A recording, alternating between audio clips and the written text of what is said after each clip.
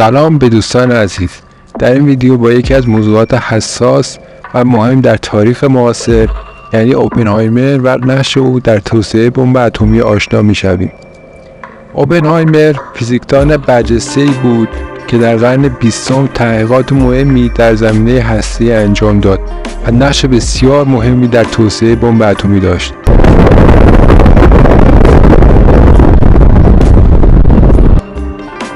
اوپنهایمر یک دانشمند همه چی تمام بود که در دانشگاه هاروارد و کمبریج درس خواند. او یک نابغه فیزیک هسته‌ای و مکانیک کوانتوم بود و در دنیای علم چند نظریه و فرمول معادله هم به نام خودش داشت.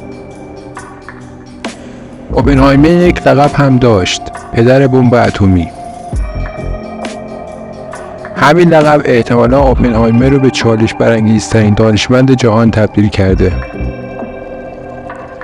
اوپنهایمر یک یهودی آمریکایی بود که از کودکی تا بزرگسالی زندگیش به کام بود تا اینکه جنگ جهانی دوم شروع شد و یک عده از دانشمندان، نظامیان و سیاستمداران به این فکر افتادند نکنه هیتلر به بمب اتم دست پیدا کنه و همه رو بکشه.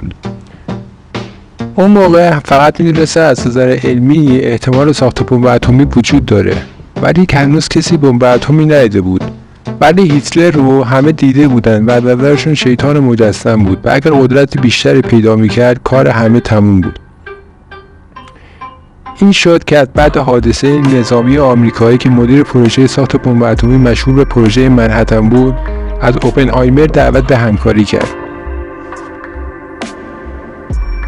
اونم قبول کرد و رئیس اون آزمایشگاهی شد که میخواستن بمب اتمی بسازن، یعنی آزمایشگاه لوس آلاموس و ایالت نیومکسیکو. بالاخره بعد از چند سال بمب اتمی رو ساختن و اولین بمب اتمی هم منفجر کردن.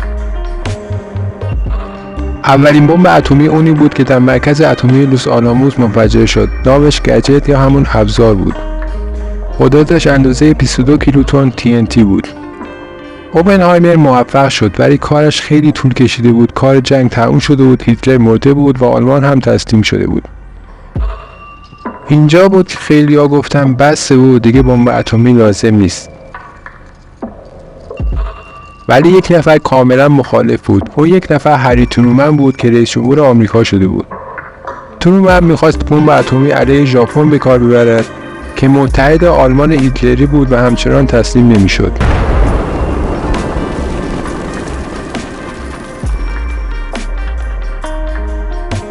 این بود که در 6 اوت 1945 میلادی یک بمب اتمی در هیروشیما و 3 روز بعد یکی دیگه در ناکازاکی منفجر شد. 220,000 نفر بر اثر انفجار و تشعشع رادیواکتیو مردند.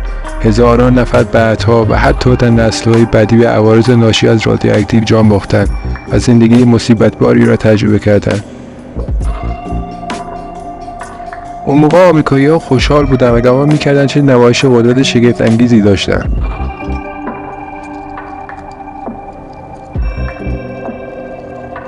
مؤسسه گالاف همون سال نظرسنجی کرد و معلوم شد هنوز 85% آمریکایی‌ها با تصمیم ترومن موافقند. بعدم آمریکا افتاد دنبال تولید بمب‌های بیشتر و همه فهمیدن فقط هیتلر شیطان نبود و شیاطین بزرگتری هم هستن. البته اوپنهایمر با گسترش جنگ‌افزارهای هسته‌ای مخالفت کرد و از دولت بیرون انداخته شد.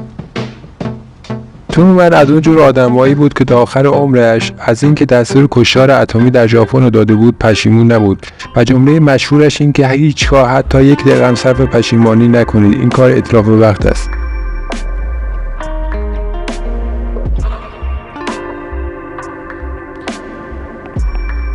در مقابل خیلی‌ها بودن که از همون روز اول شجاعتش رو داشتن که بگن این کار درستی نبود. لئو زیراک فیزیکدان مجاری آمریکایی که جزو نخستین فیزیکدان‌های آشنا به دانش تسهیلات هسته‌ای بود، همون موقع گفت اگر آلمانی‌ها به جای ما روی شهرها بمب اتمی می‌ریختن، بدون شک این بمب‌ها در شهرها یک جنایت جنگی تلقی می‌شد و بدون شک آلمانی‌ها را در نورنبرگ به این جنایت متهم می‌کردند و آنها را به دار می‌زدند. در واقع اوپنهایمر میتونست جنایتکار جنگی بشه اگه برای آلمان کار می‌کرد، ولی چون برای یکی از طرفین پیروز جنگ کار کرد محاکمه نشد. روزهای شکوه و افتخار برای اوپنهایمر خیلی زود سپری شد و پشیمونی و افسردگی جاشو گرفت. اما در آمریکا علاقه به کشتار اتمی به این راحتی‌ها از بین نرفت. مؤسسه پیو در سال 2015 میلادی دوباره درباره حمله اتمی ژاپن نظرسنجی کرد و معلوم شد هنوز 56% آمریکایی‌ها با تصمیمتون من موافقن. فیلم اوپنهایمر در مورد زندگی و کار این دانشمند کشتار در سینماهای آمریکا نمایش داده می‌شود که به دلایل سیاسی و تبلیغاتی با استقبال مواجه شد. چالش اوپنهایمر که چالش علم در خدمت کشتار بود همچنان ادامه داره. اوپنهایمر در سال 1963 توسط جان اف کندی جایزه علمی اندیکوترمی را دریافت کرد و 4 سال بعد در سن 63 سالگی در اثر سرطان حنجره درگذشت. به هر حال اوپنهایمر و تحقیقات و تلاش‌های او در زمینه هسته‌ای تأثیر بزرگی بر توسعه علمی و فناوری داشت. امروزه استفاده از انرژی هسته‌ای در صنایع مختلف از جمله پزشکی تا تولید برق بخشی از زندگی ما شده است.